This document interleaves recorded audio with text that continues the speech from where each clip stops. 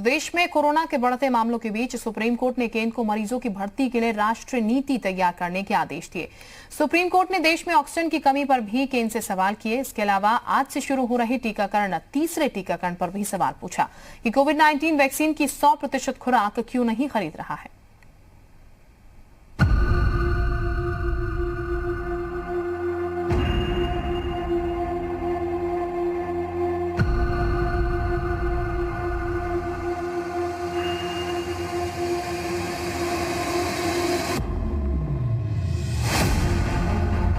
अस्पतालों में भर्ती को लेकर सुप्रीम आदेश।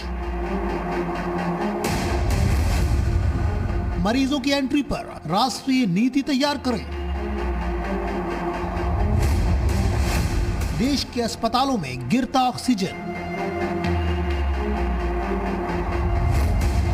कोर्ट की फटकार, ऑक्सीजन फौरन दे सरकार।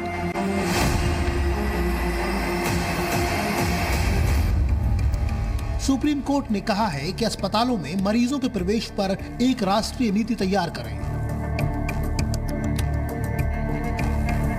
कोरोना महामारी पर सुप्रीम कोर्ट ने सुनवाई करते हुए ये आदेश दिया है। सुनवाई के दौरान सुप्रीम कोर्ट ने फटकार लगाते हुए पूछा कि क्या केंद्र मरीजों के लिए अस्पतालों में दाखिले पर कोई राष्ट्रीय नीति बना रहा है।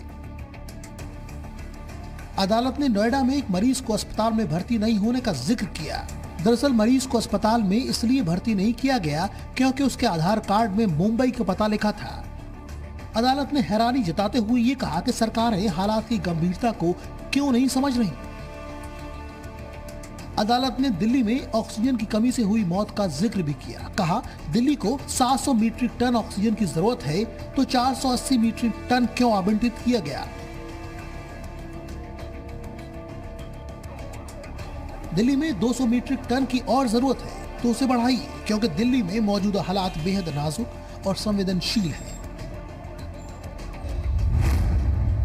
सुप्रीम कोर्ट में सुनवाई के दौरान जस्टिस चंद्रचूड़ ने केंद्र से कहा सरकार की सिर्फ आलोचना ठीक नहीं है लेकिन इमरजेंसी में बहुत काम करने की जरूरत है। इस पर सॉलिसिटर तुषार मेहता ने कहा कि सरकार इस सुनवाई को सही रूप से ले रही है।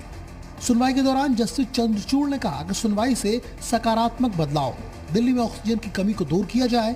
इस पर सॉलिसिटर ने कहा कि दिल्ली को 400 मीट्रिक टन ऑक्सीजन दिया गया है लेकिन उसके पास अस्पतालों तक पहुंचाने की सुविधा नहीं है। जस्टिस चंद्रचूड़ ने कहा कि दिल्ली समेत महाराष्ट्र, गुजरात समेत कई राज्यों का यही हाल है। इस पर सॉलिसिटर तुषार मेहता ने कहा कि ऑक्सीजन की इतनी मांग की उम्मीद नहीं थी। हमने राज्यों को उनकी जरूरत बताने को कहा है। एक तरफ अस्पतालों में ऑक्सीजन खत्म होने से लोगों की मौत हो रही है तो दूसरी तरफ राज्य और केंद्र में ऑक्सीजन वैक्सीन को लेकर झगड़ा हो रहा है।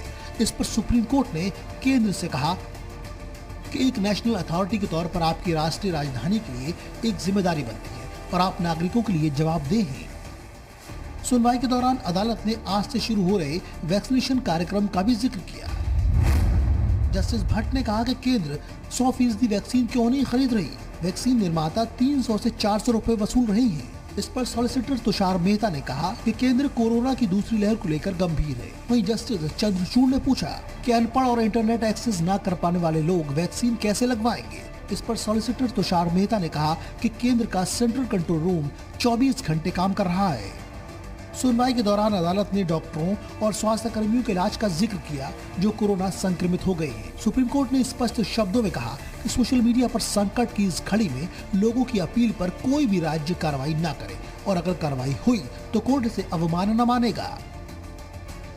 ब्यूरो रिपोर्ट, जी मीडिया।